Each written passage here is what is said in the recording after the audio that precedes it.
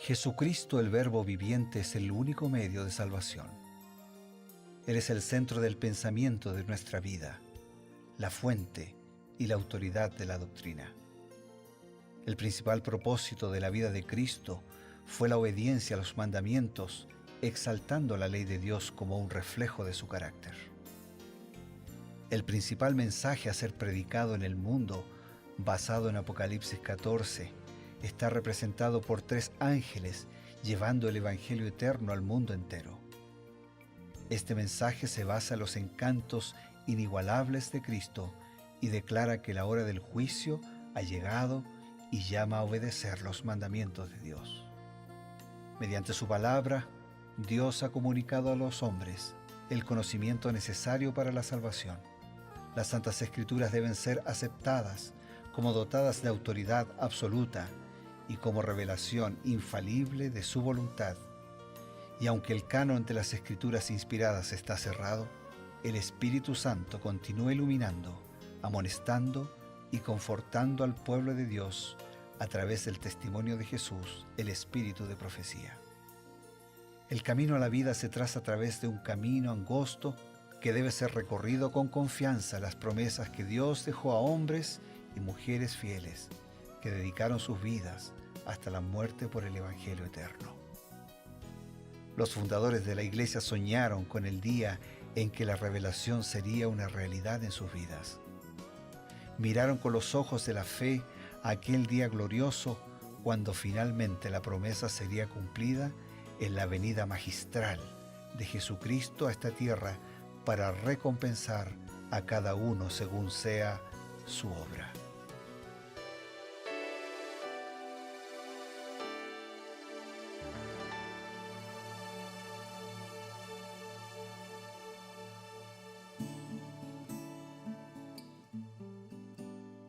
Bienvenido a su programa Cree en sus Profetas. Estamos muy felices cada día de acompañarlo, ya sea ahí en su casa, en su computador, en su teléfono, para repasar y estudiar juntos la palabra de Dios, complementado con el espíritu de profecía. Porque si Dios habló en el pasado a su pueblo a través de los profetas, ¿por qué no hoy también el Señor tiene los mismos mensajes a través del espíritu de profecía en la persona de Elena de White? En esta ocasión, como siempre, junto al pastor Bruno. Bienvenido, Bruno, ¿cómo estás? Gracias, Patricio, una alegría estar juntos y también nos alegramos, ¿no? Porque sabemos que no estamos solos, tenemos la palabra de Dios, los escritos de Elena de White, un Dios que está interesado en ofrecernos lo mejor, en ayudarnos a vivir. Y la alegría es que no solo estamos con el mensaje de Dios, sino que estamos también con ustedes, acompañados cada día. Gracias por dejarnos entrar un poquito en su día y acompañarlos durante algunos minutos con estos mensajes que provienen de Dios. Hoy, como ya el pastor Patricio lo mencionó, nos detenemos en el libro de Nahum, capítulo 3. Ya estamos avanzando en la Biblia. Vamos a ver el versículo 1. ¿Qué te parece? Dice: Vamos. Ay de ti, ciudad sanguinaria, toda llena de mentira y de rapiña, sin apartarte del pillaje. Aquí hay una declaración fuerte a una ciudad, obviamente está hablando de Nínive, ¿no es cierto? Una ciudad muy, muy violenta. Sin embargo, Dios aquí prepara al profeta para que vaya y le dé una oportunidad, ¿cierto? ¿Por qué Dios será que a esta ciudad es tan sanguinaria? Uno podría decir una persona tan violenta, el Señor igual le da oportunidad de arrepentimiento. No, fíjate, el tema de la pregunta es relevante, tan relevante que al profeta también le pasó lo mismo. El profeta dijo: Dios está equivocado, no puede ser que le den una oportunidad a Nínive, y él no quiso ir. Y no quiso ir pensando también en que Dios es tan buenito que al final se va a arrepentir y yo, ¿cómo quedo dando una profecía, no? Pero Dios siempre da oportunidades, aún a las personas que hayan llegado a límites difíciles. Fíjate cómo Elena de White lo dice en Profetas y Reyes, página 198. En el tiempo de su prosperidad temporal, Nínive era un centro de crímenes e impiedad.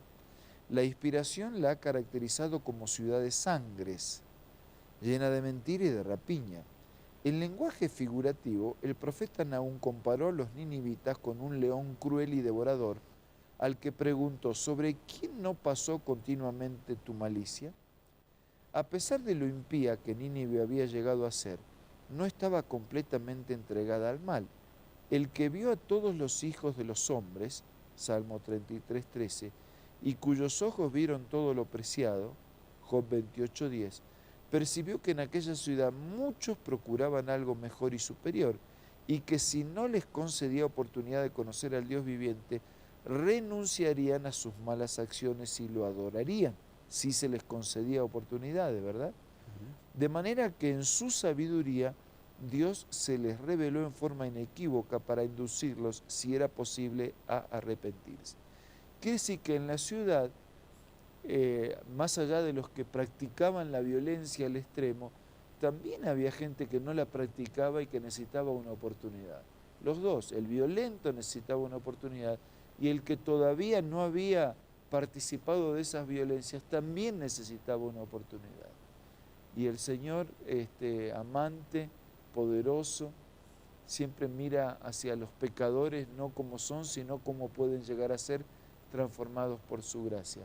Así que le dio una oportunidad a aquella ciudad de Nínive y en especial a aquellos que todavía no estaban participando en ese espíritu de violencia. Interesante porque Dios siempre busca intencionalmente a las personas para que se arrepienten y cambien de vida, ¿no? Nahum capítulo 3, ahora vamos a leer el versículo 2 al 5. Dice, chasquido de látigo y fragor de ruedas, caballo atropellador y carro que salta, jinete enhiesto y resplandor de espada, y resplandor de lanza, y multitud de muertos, y multitud de cadáveres, cadáveres sin fin, y en sus cadáveres tropezarán. A causa de la multitud de las fornicaciones de la ramera, de hermosa gracia, maestra de hechizos, que seduce a las naciones con sus fornicaciones y a los pueblos con sus hechizos. Heme aquí contra ti, dice Jehová de los ejércitos, descubriré tus faldas en tu rostro y mostraré a las naciones tu desnudez y a los reinos tu vergüenza. Aquí está hablando de estas naciones pecadoras, ¿no? Se está haciendo esta analogía con la mujer ramera que seduce y que lleva al pecado. ¿Qué ocurre cuando el pecado en las naciones llega a un límite? En el libro de Profetas y Reyes, página 269, leemos: con infalible exactitud el infinito sigue llevando cuenta con las naciones.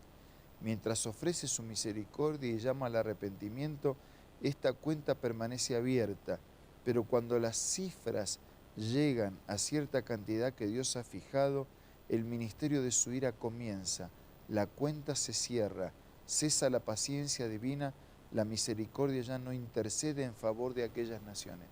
Fíjate que así como Dios actúa y lo hace en términos personales, la salvación es siempre un asunto personal, Dios también tiene en cuenta el obrar de las naciones.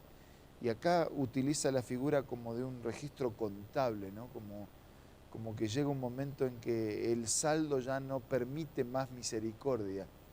Y Dios puede dar oportunidades y trabajar de manera benévola por las naciones, haciéndoles llamados a una vida de justicia, de servicio, de rectitud, de compromiso, pero algunas naciones están opuestas totalmente al plan de Dios y a los principios de Dios, de justicia, de rectitud, de servicio.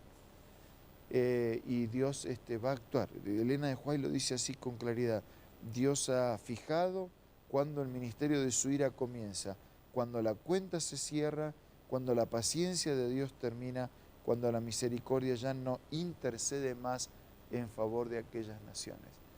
La salvación es siempre individual, pero Dios también permite algunos reinos hasta un determinado tiempo, cuando ya es intolerable la actuación de esos reinos. Ahora, y pasó así en la Biblia también, ¿no? Ahora no sé, hay personas que dicen que las naciones se ven beneficiadas por los justos que viven dentro de esas naciones. ¿Cuánta verdad hay de eso? Sí, o sea, los justos que viven, los hijos de Dios que viven como hijos de Dios, son una ventaja para esas naciones, ¿verdad?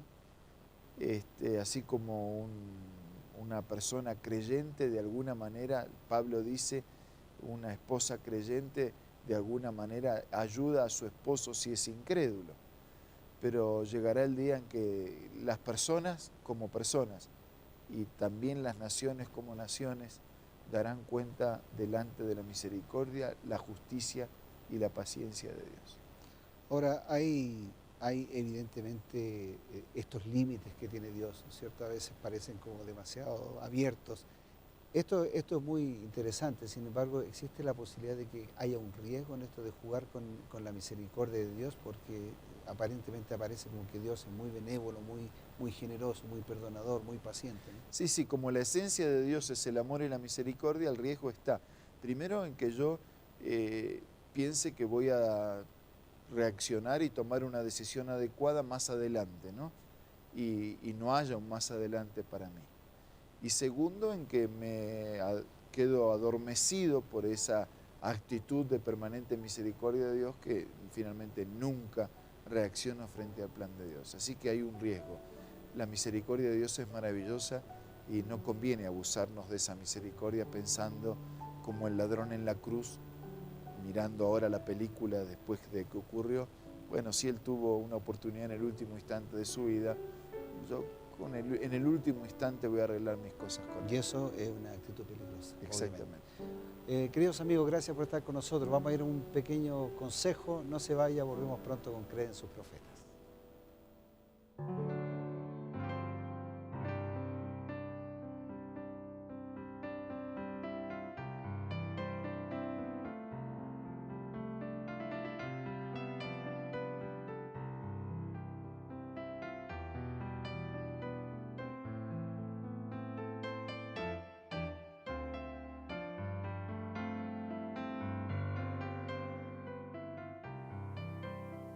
Hola amigos, acompáñenme en esta cita muy linda. Dios nos ha dado la facultad de elección, a nosotros nos toca ejercitarla. No podemos cambiar nuestros corazones ni dirigir nuestros pensamientos, impulsos y afectos. No podemos hacernos puros, propios para el servicio de Dios, pero sí podemos escoger el servir a Dios. Podemos entregarle nuestra voluntad y entonces Él obrará en nosotros el querer y el hacer según su buena voluntad. Así, toda nuestra naturaleza se someterá a la dirección de Cristo. Mediante el debido uso de la voluntad, cambiará enteramente la conducta. Al someter nuestra voluntad a Cristo, nos aliamos con el poder divino. Recibimos fuerza de lo alto para mantenernos firmes. Una vida pura y noble, de victoria sobre nuestros apetitos y pasiones, es posible para todo el que une su débil y vacilante voluntad a la omnipotente e invariable voluntad de Dios. Esta cita se encuentra en el libro La Temperancia y puedes adquirirla descargando la aplicación Elena G. de White del App Store o del Play Store. También te invito a que visites la página www.editorialaces.com.